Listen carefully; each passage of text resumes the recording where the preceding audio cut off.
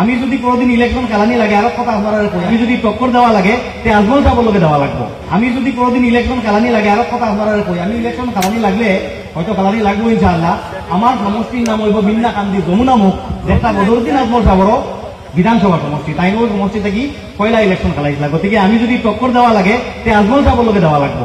আর আমি সবসময় কই বদরুদ্দিন সাহেব আপনারে আমরা বড় সম্মান করি, আলিম মানুষ, জমিয়তুল উলামারও আপনি সভাপতি, বাদ দিন না ওটা অসৎ রাজনীতির রাস্তা। সভাপতি যেটাও কিছু মানুষ তো আছে এনিওয়ে।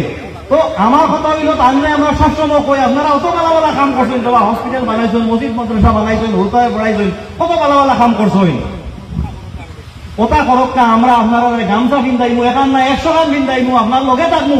খালি রাজনীতি বাদ দিয়া আমরা আপনার লাখান মানুষ, আমরা লাখান যত মানুষ, আমরা কোমর মানুষের শর্মিন্দা খান আর করবা না, আমরা জিল্লত খান আর হরাইবা না। যদি কোনোদিন আইন খাই শুনছি কোনো আইটা কেউ পারইতে গিয়া কথা কইবা। ও আমি শেষ করিলি আর কোন মানুষরে এআইডিএফ যাতে কেউ ভোট দিন না, বিজেপি তো যাতে কেউ ভোট দিন না। কারণ বিজেপি সরকারে আমরা দেশের কল্যাণ সাধন করতে পারছে না। কিলা করতে পারছে না এটা আপনারা জানেন না, আগর বক্তা হলে কইছেন না, তারা কিলা আমরা দেশের জনসাধারণের হিতর বিপরীতে কাম করার আওতাও আপনারা জানবা। গতিকে আমি ব্যাখ্যা করিয়া সময় আপনারা নষ্ট করতাম চাইয়ান না।